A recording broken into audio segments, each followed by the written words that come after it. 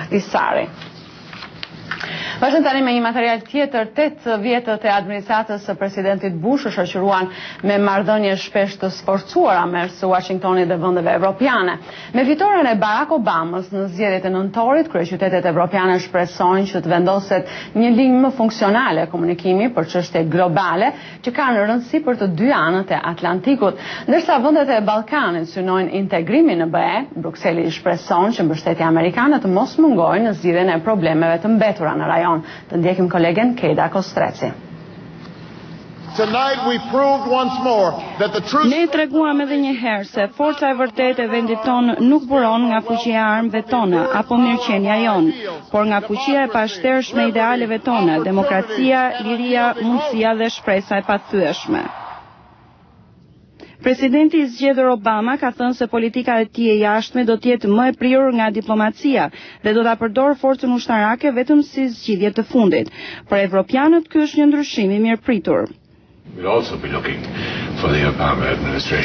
Ne shpresojmë që administrata e re e zotit Obama të ketë një rol më të madh udhëheqës se sa administrata aktuale për ndryshimet klimatike dhe sigurisht kërcënimet ndaj paqes botërore, si gjendja në Irak, në Pakistan dhe procesi i paqes në lindjen e mesme. Për këto çështje ne kemi shpresa të mëdha për një rol udhëheqës nga administrata e zotit Obama në bashkëpunim me Evropën dhe vendet e tjera. Ambasadori John Bruton, kreu i pranisë së Komisionit Evropian në Washington, shprehet se përparësia kryesore e këtij bashkëpunimi do të jetë rimëkëmbja e sistemit financiar dhe ribalancimi i ekonomisë në botë. Federica Bindi, eksperte italiane e çështjeve të integrimit të Bashkimit Evropian dhe aktualisht studiuese në Institutin Brookings në Washington, tërheq vëmendjen se duhet parë se si ky bashkëpunim do të funksionojë në realitet. Sepse mendoj që evropianët kanë shpresa të tepruara lidhur me atë që do të jetë në gjendje të bëjë zoti Obama, por në përgjithësi është një klimë shumë pozitive dhe një gjë e tillë duhet të ndihmojë shumë. Ballkani është një nga drejtimet ku bashkëpunimi transatlantik ka qenë i frytshëm. Ambasadori Bruton thekson rëndësinë e procesit të integrimit. Unë besoj se perspektiva e antarësimit në Bashkimin Evropian është një nga faktorët më stabilizues në politikën e vendeve të Ballkanit aktualisht.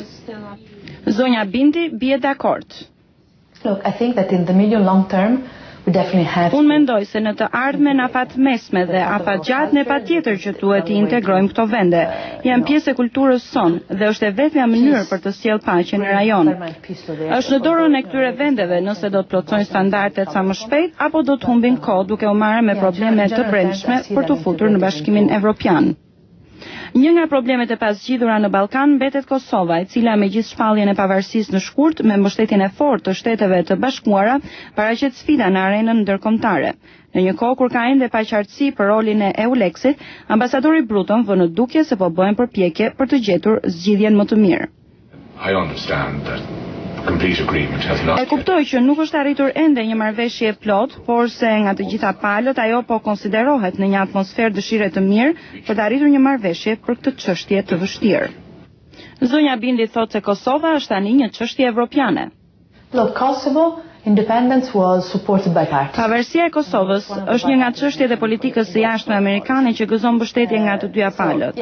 Por gjithsesi, unë mendoj se amerikanët mendojnë se do të jetë puna e evropianëve që të merren tani me të, dhe kam idenë se ata nuk duan të shpenzojnë më para për atë zonë, të paktën në fushën e mbrojtjes. Zonja Bindi thotë se përgjegjësia për Ballkanin ka kohë që ka filluar të kalojë tek evropianët. Por ajo thotë se do të jetë para herë që tani do të jetë plotësisht në duart e evropianëve, pra që do të rritet përgjegjësia e evropianëve në rajon. Ambasadori Bruton është më i përmbajtur. Ai thotë se ky proces ka filluar, por duke qenë se edhe shumë vende të Bashkimit Evropian mbështeten tek Amerika për sigurinë ushtarake përmes NATO-s, roli i tyre do të vazhdojë të jetë për një kohë të pacaktuar shumë i rëndësishëm.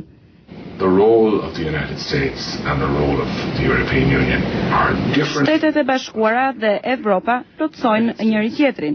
Shtetet e Bashkuara për shembull do të vazhdojnë të japin një kontribut të rëndësishëm për fshirë EULEX-in dhe prania e tyre në Ballkan i jep siguri. Si fuqia kryesore ushtarake në botë, Shtetet e Bashkuara mund të sigurojnë stabilitetin e menjëhershëm, por pastaj përgjegjësia kalon tek Bashkimi Evropian, që ka një rol më të gjerë dhe të sofistikuar, më të zhvilluar për të ndërtuar paqen në rajon. Që me përfundimin e luftës së ftohtë, marrëdhëniet mes Shteteve të Bashkuara dhe Evropës kanë ndryshuar. Ato janë bërë më shumë marrëdhënie partneriteti. Me ardhjen e administratës së re në Shtetet e Bashkuara, kryeqytetet evropiane shpresojnë që kjo frym bashkëpunimi të vazhdojë më tej dhe madje të forcohet, sidomos për rajone të tilla si Ballkani, ku bashkëpunimi mes dy anëve të Atlantikut është shumë i rëndësishëm për sukses.